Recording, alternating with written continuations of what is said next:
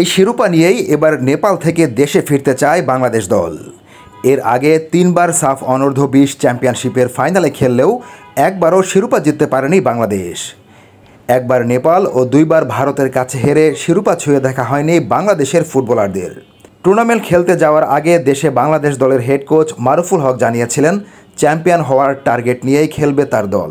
তবে সেমিফাইনালে ভারত সামনে আসায় বড় বাধা তৈরি হয়ে যায় বাংলাদেশের সামনে। সেই বাধা দূর করে ফাইনালের মঞ্চে বাংলাদেশ। সাফ অনূর্ধ্ব-20 চ্যাম্পিয়নশিপের ফাইনালে আগামীকাল বাংলাদেশ সময় বিকেল 2:45টায় কাঠমান্ডুর আনফা কমপ্লেক্স মাঠে স্বাগতিক নেপালের মুখোমুখি হবে বাংলাদেশ দল। গ্রুপ পর্বে অবশ্য এই নেপালের কাছে হেরে গিয়েছিল বাংলাদেশ দল। তবে কোচ মারুফুল হক জানিয়েছেন পরিকল্পনা অনুযায়ী খেলতে পারলে চ্যাম্পিয়ন হবে বাংলাদেশ। A1 থেকে আজ পর্যন্ত আমি মনে করি যে আমরা রাইট ট্র্যাকে আছি, সেটা আমি বিশ্বাস করি রাইট ট্র্যাকে আছি। একটা কঠিন কিছু অর্জনের জন্য যে জার্নিটা থাকে সেটাতে অনেক উত্থান পতন থাকে। আমরা মনে হচ্ছে যে আমরা সেই উত্থান পতন পার হয়ে আমরা আগামীকাল ফাইনালে খেলবো।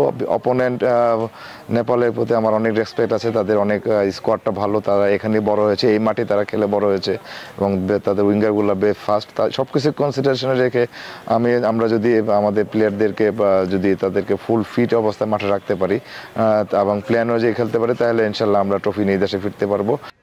ভারতের বিপক্ষে ম্যাচে ইনজুরিতে পড়েন বাংলাদেশের অধিনায়ক ও গোলকিপার মেহেদী হাসান শ্রাবণ। তার বদলি হিসেবে খেলে আস্থার প্রতিদান দিয়েছেন মোহাম্মদ আসিফ। টাই ব্রেকারে ভারতের 2টি শট ঠেকিয়ে বাংলাদেশকে নিয়ে গেছেন টুর্নামেন্টের ফাইনালে। শিরোপার লড়াইয়ে আসিফের উপরেই আস্থা রাখছে টিম ম্যানেজমেন্ট। আমাদের রেগুলার ক্যাপ্টেন শ্রাবণ গতকাল ব্যথা পেয়েছে, এখন সে আশঙ্কামুক্ত আছে। আজকে সে সকালবেলা হসপিটাল থেকে হোটেলে ব্যাক করেছে, সে আশঙ্কামুক্ত। তার একটা ছোট্ট অপারেশন প্রয়োজন আছে, অপারেশনটা আমরা দেশে গিয়ে করাবো এবং এটার সাথে ক্লাবের সঙ্গে কথা বলে ক্লাবে এটা ব্যবস্থা নেবে এবং ফেডারেশন এই বিষয়ে পর্যাপ্ত দেখভাল করবে। আর সেই জায়গায় গোলকিপার যেহেতু অলরেডি আমরা দেখেছি যে আসিফ প্রমাণ করেছে যে তার জায়গাটা নেওয়ার জন্য এবং ভালো পারফর্ম করার জন্য আসিফের ব্যাপারে আশাবাদী। আর একটা সাসপেনশন রয়েছে যেটা হলো আকাই, অলরেডি 3টা ম্যাচে খেলে ফেলেছে এবং এটা ব্যাক ফোরের সঙ্গে তার একটা ভালো বোঝাপড়া ছিল। তবে তার পরিবর্তে যে আসবে আশা করি, আমি মনে করি যে সেও ভালো করার, তারও এক্সপিরিয়েন্স আছে, সেও ভালো করবে ইনশাল্লাহ। ভারতের সাথে জয়ের পর পাল্টে গেছে পুরো দলের মনোভাব। আগের চেয়ে দল আরও অনেক উজ্জীবিত বলে জানিয়েছেন বাংলাদেশ দলের অধিনায়ক আশরাফুল হক আসিফ। স্বাগতিক হিসেবে নেপাল বাড়তি সুবিধা পেলেও মাঠেই সব প্রমাণ করতে চায় বাংলাদেশ।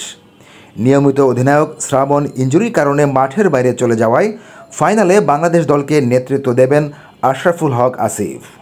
লাস্ট ম্যাচে আমাদের গোলকিপার ক্যাপ্টেন শ্রাবণ সে ইনজুরি হয়েছে, তার জায়গাটা আমরা ফিল করতে কষ্ট হবে, কিন্তু তারপরে আসিফ সে তার জায়গাটা ফিল করছে, নাইমা তার প্রমাণ সে দিয়েছেন।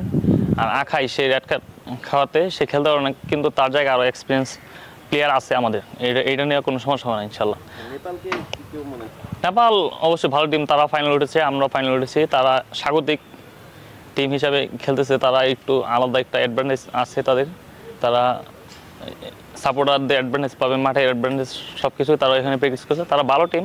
তারপরে ইনশাল্লাহ আমরা আমাদেরটা দেখাবো কালকে ইনশাল্লাহ মাঠে।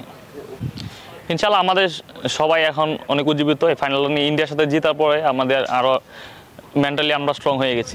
ইন্ডিয়ার সাথে জিতার পরে আমরা এখন টার্গেট আমাদের ইনশাল্লাহ চ্যাম্পিয়নশিপ টার্গেট, সবাই চ্যাম্পিয়ন হওয়ার জন্যই খেলবে।